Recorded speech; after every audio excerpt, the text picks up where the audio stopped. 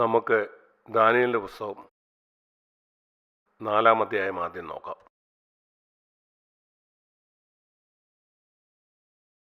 അതിൻ്റെ 35-ാം വാക്യം.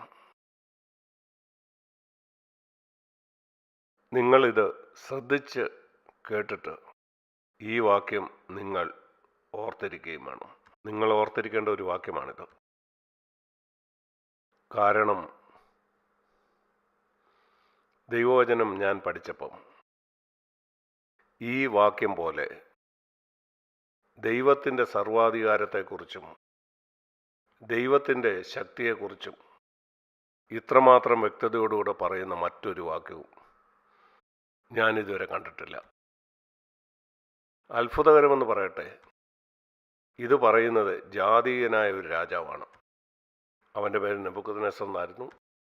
ദൈവം അവനെ താഴ്ത്തുകയും അവനെ തൻ്റെ സർവാധികാരത്തെക്കുറിച്ച് ശക്തിയെക്കുറിച്ച് മനസ്സിലാക്കി കൊടുത്തു.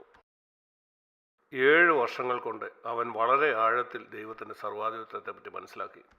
നാം കാണുന്നു, അവൻ വളരെ നിഗളിയായ ഒരാളായിരുന്നു. അവനാണ് ബാബിലോൺ പണിതത്. അവൻ്റെ ആ പണിയിൽ അവൻ വളരെ നിഗളിയായി. ദൈവം അവനെ വളരെ അധികം താഴ്ത്തി. 33-ാം വാക്യത്തിൽ നമുക്കത് വായിക്കാനായിട്ട് കഴിയും. 7 വർഷം അവനെ മനുഷ്യരുടെ ഇടയിൽ നിന്ന് നീക്കിക്കളഞ്ഞു. അവൻ കാള എന്നതുപോലെ പുല്ല് തിന്നുവാനിടയായി. 33-ാം വാക്യത്തിൻ്റെ അവസാനം, അവൻ്റെ ദേഹം ആകാശത്തിലെ മഞ്ഞുകൊണ്ട് നനഞ്ഞു. അവൻ്റെ രോമം കഴുകൻ്റെ തൂവൽ പോലെയും അവൻ്റെ നഖം പക്ഷിയുടെ നഖം പോലെയും ആയി തീർന്നു. അവനൊരു മൃഗത്തെ പോലെയായി. അവനെ ഇത് പഠിപ്പിക്കുകയായിരുന്നു. നീ ചിന്തിക്കുന്നോ നീ വളരെ മിടുക്കനും കഴിവുള്ളവനുമാണെന്ന്. ദൈവം പറഞ്ഞ്, ഞാൻ നിന്നെ താഴ്ത്തി ഒരു പാഠം പഠിപ്പിക്കുകയും ചെയ്യും. ഇത് നിഗളിക്കുന്ന എല്ലാവർക്കുമുള്ള ഒരു മുന്നറിയിപ്പാണ്.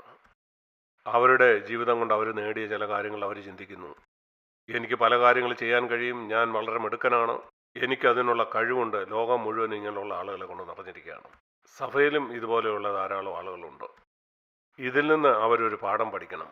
എങ്ങനെയാണ് ദൈവം ഇതിനെ താഴ്ത്തിയത്, അതുപോലെ ഇതും നാം പഠിക്കണം. ദൈവത്തിൻ്റെ കൃപ നമ്മളെ വിട്ടുമാറിയാൽ നമ്മളൊരു മൃഗത്തിന് തുല്യമായി തീരുമെന്നുള്ള കാര്യം നിങ്ങളിത് മനസ്സിലാക്കുന്നതെന്ന് എനിക്കറിയാം. ദൈവം തൻ്റെ കൃപ നമ്മളിൽ നിന്ന് മാറ്റിയാൽ നമ്മളും ഇങ്ങനെ തന്നെയാവും. നമ്മൾ നിലത്തൂടെ എഴുകയും പുല്ല് തിന്നുകയും ചെയ്യും. നാമം പൂർണ്ണമായും ഇവനെ പോലെ തന്നെയാവും. എന്നാൽ അവൻ ഈ പാഠം പഠിച്ചു കഴിഞ്ഞപ്പം, സാധാരണ ദൈവം ഇതുപോലെ ആളുകളെ താഴ്ത്താറില്ല. ആളുകളെ താഴ്ത്താൻ ദൈവത്തിന് പല മാർഗങ്ങളുമുണ്ട്. ഇത് വളരെ മോശപ്പെട്ട ഒരു വഴിയായിരുന്നു. ഒരു മൃഗത്തെ പോലെ ആയത്. അവനൊരു രാജാവായിരുന്നു. ഇപ്പോൾ എല്ലാവരും കാണുന്നു ഈ വലിയ രാജാവ് കാളയെ പോലെ പുല്ല് തിന്നുന്നതും സുബോധം നഷ്ടപ്പെട്ട് ഇപ്പോൾ അവൻ മനുഷ്യരുടെ ഇടയിൽ നിന്ന് പുറത്താക്കപ്പെട്ടു. എന്നാൽ ഇതിൻ്റെ അനന്തരഫലം ഇതായിരുന്നു, അവൻ വളരെ ആഴത്തിലുള്ള ഒരു പാഠം പഠിച്ചു. അതിന് 7 വർഷമെടുത്തു. എന്നാൽ 20 വർഷം കൊണ്ട് അനേക വിശ്വാസികൾ പഠിക്കാത്ത ആഴത്തിലുള്ള ഒരു പാഠം അവൻ പഠിച്ചു. അല്ലെങ്കിൽ 30 കൊല്ലം കൊണ്ട്. ഇത്ര ബുദ്ധിമുട്ടുള്ള ഈ പാഠം പഠിച്ച ഒരു വിലയേറിയ കാര്യമാണ് ഞാൻ പറയുന്നത് നിശ്ചയമായിട്ടും. കാരണം ഞാൻ ചിന്തിക്കുന്നത് നെബൂഖദ്നേസർ എന്ന സ്വർഗത്തിലാണെന്ന്. അവൻ വളരെ താഴ്മയുള്ളവനായി. അനേക വിശ്വാസികൾ ഇവനെ പോലെ താഴ്മയുള്ളവരല്ല. അവർക്ക് ക്രിസ്തുവിനെ പറ്റി ഒത്തിരി അറിയാം, എന്നാൽ അവർ സ്വർഗത്തിലായിരിക്കുകയില്ല. ഇത് മനസ്സിലാക്കേണ്ടത് വളരെ പ്രധാനപ്പെട്ടതാണ്.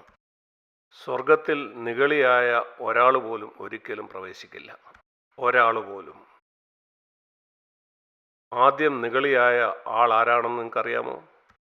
ആ പ്രധാന ദൈവദൂതൻ, അവൻ്റെ പേര് നമുക്കറിയത്തില്ല. ആളുകൾ അവനെ ലൂസിഫർ എന്ന് വിളിക്കുന്നു.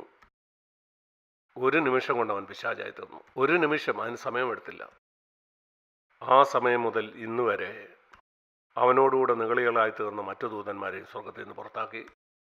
ആ സമയം മുതൽ ഇന്ന് വരെ നിഗളിയായ ഒരു മനുഷ്യനോ ഒരു ദൂതനോ ഒരിക്കലും സ്വർഗത്തിൽ ഉണ്ടായിട്ടില്ല.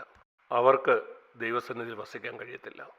ഞാൻ പറയട്ടെ, നിഗളിയായ ഒരാൾ പോലും ഒരിക്കലും അവിടെ എത്തിച്ചേരത്തില്ല ഈ നിത്യതയിൽ.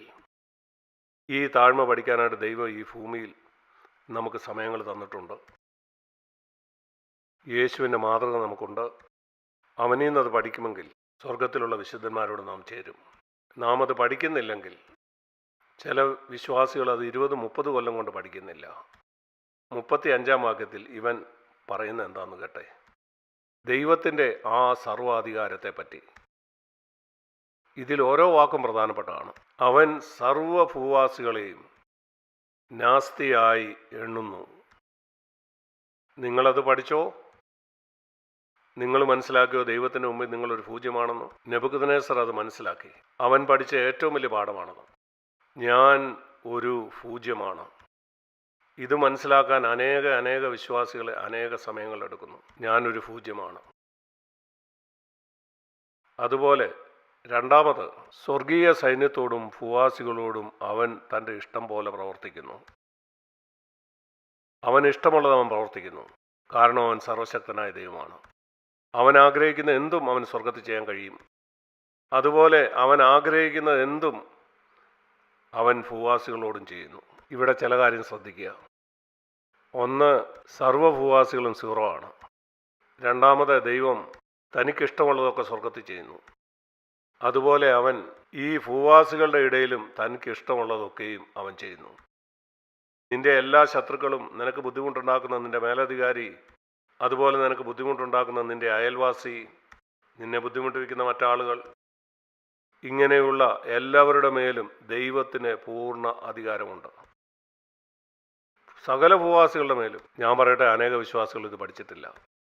സകല ഭൂവാസികളെ അവനാ നിയന്ത്രിക്കുന്ന കാര്യം അവർ മനസ്സിലാക്കിയിട്ടില്ല. അതുകൊണ്ടാണ് അവർ പരാതിപ്പെടുന്നത്. ഇവൻ എന്നോട് ഇങ്ങനെ ചെയ്തു, അവൻ എന്നോട് അങ്ങനെ ചെയ്തു. നീ ചിന്തിക്കുന്നു ദൈവത്തിന് അത് അറിയത്തില്ലെന്ന്? അല്ലെങ്കിൽ ദൈവത്തിന് അത് നിയന്ത്രിക്കാൻ കഴിയില്ലേ?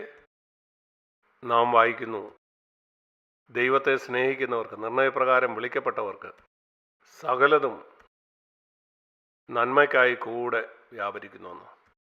ഈ ഭൂമിയിൽ ഒരു പ്രത്യേക കൂട്ടം ആളുകളുണ്ട്. അവരെ ദൈവത്തിനറിയാം. വിശ്വാസികളാണെന്ന് പറയുന്ന എല്ലാവരുടെയും കാര്യമല്ല. പൂർണ്ണ ഹൃദയത്തോടെ അവർ കർത്താവിനെ സ്നേഹിക്കുന്നു. അവർക്ക് ദൈവം ഒരു വാഗ്ദാനം കൊടുത്തിട്ടുണ്ട്. എനിക്ക് ആ കൂട്ടത്തിലായിരിക്കണം. കാരണം അവർക്ക് അതിമനോഹരമായ ഒരു വാഗ്ദാനം ദൈവം കൊടുത്തിട്ടുണ്ട്. അവൻ പറയുന്നു, പൂർണ്ണ ഹൃദയത്തോടെ നീ അവനെ സ്നേഹിക്കുന്നെങ്കിൽ. അതാണ് വ്യവസ്ഥ. ദൈവം പറയുന്നു, ഇത് ഞാൻ നിനക്ക് വേണ്ടി ചെയ്യും. മറ്റുള്ളവർ നിനക്ക് നേരെ ചെയ്യുന്ന ഓരോ ചെറിയ കാര്യങ്ങളും അത് നിന്റെ നന്മയ്ക്കായിട്ട് തീരും. അതിന് പല ഉദാഹരണങ്ങളുണ്ട്. ഏറ്റവും നല്ല ഉദാഹരണം യോസേഫിൻ്റെതാണ്. അവൻ്റെ സഹോദരന്മാർ അവനോട് അസൂയപ്പെട്ട് അവനെ വിറ്റ്, എന്നാൽ അവൻ്റെ നന്മയ്ക്കായി തീർന്നു. ഇതുപോലുള്ള അനേക ഉദാഹരണങ്ങളുണ്ട്. അതുകൊണ്ട് ഈ ഭൂമിയിലുള്ള സകല നിവാസികളുടെ മേലും കർത്താവിന് നിയന്ത്രണമുണ്ട്. അതുപോലെ നാലാമത്തെ കാര്യം, ആർക്കും അവൻ്റെ കയ്യെ തടുപ്പാനായിട്ട് കഴിയില്ല. അതിനർത്ഥം ദൈവം ഒരു കാര്യം ചെയ്യാൻ ആഗ്രഹിക്കുന്നു, ആർക്കും അത് ചെയ്യാതിരിക്കാൻ അവനെ തടയാൻ കഴിയില്ല. ഒരാളിൽ കൂടെ ദൈവം എനിക്കൊരു കാര്യം ചെയ്യാനായിട്ട് ആഗ്രഹിക്കുന്നെങ്കിൽ ആർക്കും ദൈവത്തിൻ്റെ കയ്യെ തടയാൻ കഴിയില്ല. ഉദാഹരണത്തിന്, ചില കഷ്ടതകളിലൂടെ ദൈവം എന്നെ ശുദ്ധീകരിക്കാൻ ആഗ്രഹിക്കുന്നു എന്ന് കരുതൂ. യേശുവാണ് ഏറ്റവും അധികം കഷ്ടത അനുഭവിച്ച ആൾ. നാമൊക്കെ വളരെ കുറച്ചേ ഉള്ളൂ. ആളുകൾ വന്ന് അവൻ്റെ മുഖത്തടിച്ചപ്പം ദൈവം അവൻ്റെ കയ്യെ തടഞ്ഞില്ല. അവനെ അടിച്ചപ്പോഴോ അവനെ തുപ്പിയപ്പോഴോ പിതാവ് അവരെ തടഞ്ഞില്ല. എന്നോടും നിങ്ങളോടും അങ്ങനെ ചെയ്യുമ്പം ദൈവം അത് തടഞ്ഞെന്ന് വരില്ല. അവനതിന് കഴിയാത്തതുകൊണ്ടല്ല, ആർക്കും അവൻ്റെ കയ്യെ തടയാൻ കഴിയില്ല.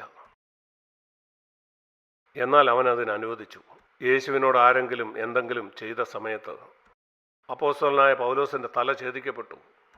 ആ വാളുമായിട്ട് വന്നവനെ ദൈവം തടഞ്ഞില്ല. ആ വാൾ അവൻ്റെ തലയിൽ വീണു, അവൻ്റെ തല ഛേദിക്കപ്പെട്ടു. ജയിലിൽ വെച്ച് ചിലർ വന്ന് അപ്പോസ്തലനായ യാക്കോബിൻ്റെ തല ഛേദിച്ചു. അത് ചെയ്ത് ദുഷ്ടനായ ഹെരോദാവായിരുന്നു. ദൈവം അവൻ്റെ കയ്യും തടഞ്ഞില്ല. നിങ്ങൾക്ക് അറിയാമല്ലോ, പട്ടാളക്കാർ യോഹന്നാൻ സ്നാപകൻ്റെ തല വെട്ടി.